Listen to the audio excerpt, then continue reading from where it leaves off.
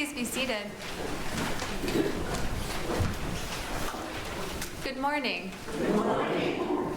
Thank you for the invitation and for the welcome. A couple of years ago, at the Barbara C. Harris Camp and Conference Center, which if you hear me refer to it as BCH, that's what I mean, our summer theme for camp was salt and light. Every day during the week of camp, alongside our activities like archery and kayaking and arts and crafts, counselor hunts and capture the flag, and of course, awarding the golden plunger, cabins would meet for what we call formation time. That summer, the first formation session was our theme passage, the gospel that we heard this morning. Jesus said, "You are the salt of the earth. But if salt has lost its taste, how can its saltiness be restored? It is no longer good for anything, but is thrown out and trampled underfoot. You are the light of the world. A city built on a hill cannot be hid. No one, after lighting a lamp, puts it under the bushel basket, but on the lampstand, and it gives light to all in the house. In the same way, let your light shine before others, so that they may see your good works and give glory to your Father in heaven." After reading together that passage, and then wondering together what it means to be salt and light, not what it means to try and be salt and light, or what it means to strive to be salt and light, but just by design to be, to have been made as salt and light.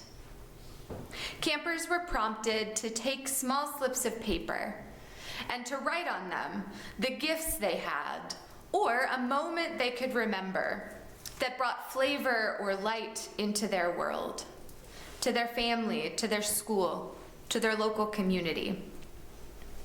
And then each cabin built a paper lantern and put inside of it all of those strips of paper. That night at worship, cabins brought their lanterns to the altar, and they lit a battery-powered candle inside each of them. The lanterns remained at the altar for the rest of the week, along with additional slips of paper. At any point, you could add moments when either you noticed someone else being salt and light, or when you noticed it in yourself. And at our closing Eucharist, on the last day of each session, we blessed all of our lanterns and the moments of blessing they each contained. Each week, new cabins would make new lanterns filled with new reminders of the big and small ways that we noticed God's light in ourselves and in one another. And then suddenly, we arrived at the last session of summer camp. One of the most challenging realities about camp crafts, the meaningful ones that intersect with worship, is just what you're supposed to do with them at the end of the season. Keeping them from year to year doesn't really make sense, but throwing them away doesn't feel right either. And so we've taken to hosting one final campfire as part of our closing with summer staff.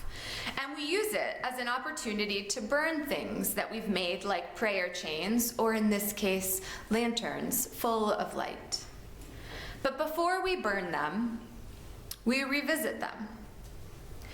We pulled out a few slips of paper from the lanterns and we read them out loud. He was light when he helped me make a new friend on the first day when I was scared and I wanted to go home. I was light when I told my mom the truth, even when I knew it would get me in trouble. They were salt when they stayed up late to tell jokes and make us all laugh after we'd had a really hard day. I was light when we packed 1,000 bagged lunches for hungry people in my town. She was light when she said she was sorry and she meant it after hurting my feelings. I was salt when I joined the student council at school and we decided to lead a fundraiser for Haitian earthquake recovery. We were light when we got up on stage and led the group in the chapel songs for that night. He was salt when he was willing to try the climb tower again and again after being scared and falling the first time. I could continue, but I think there's a game today that folks might want to get home to. In this morning's gospel passage, Jesus reminds those who were listening to him, which we're told earlier in that chapter is a lot of people, crowds of people. He tells them who they already are, salt and light, and then based on that identity, how they are called to be. Salt, the ingredient that brings out the flavor of everything it interacts with, that deepens what it touches, that can preserve and extend the life of. And light, the thing without which it is difficult to find our way, and the thing that when present can make a way where first there appeared to be none, can drive away the shadows and remind us we are not alone. To be a follower of Jesus is to remember who we are, and then to remind others too. To root our identity in the God who hovered over the face of the deep, who breathed life into dirt and then said it was very good. To remember that goodness when it feels far off. To refuse to let the shadows separate us from the light we each contain. To refuse to see only the shadow in the other, in any other. Because if we are light, just as we are, just as we were created to be, then so is everyone else we meet. We live in a moment when there is much that divides us, much that would have us forget that we each contain the light of God, that we each shine in the midst of the shadow, and if we open our eyes, we might each shine the way back to one another, illuminating a path that feels hidden, but that has been there all along. A path Jesus reminds us time and time and time again is there. A path he walked, even to death. In big and small ways, we are called to remember who we are. Salt. Called to deepen that which we interact with, to bring out the beauty and the flavor in the other, and to preserve life.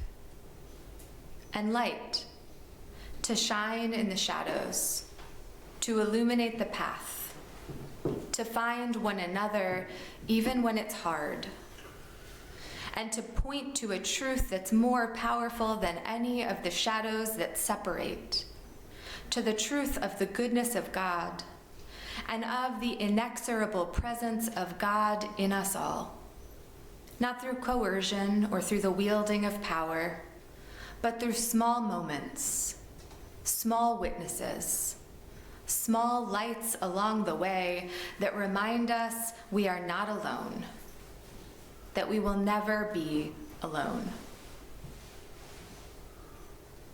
Amen.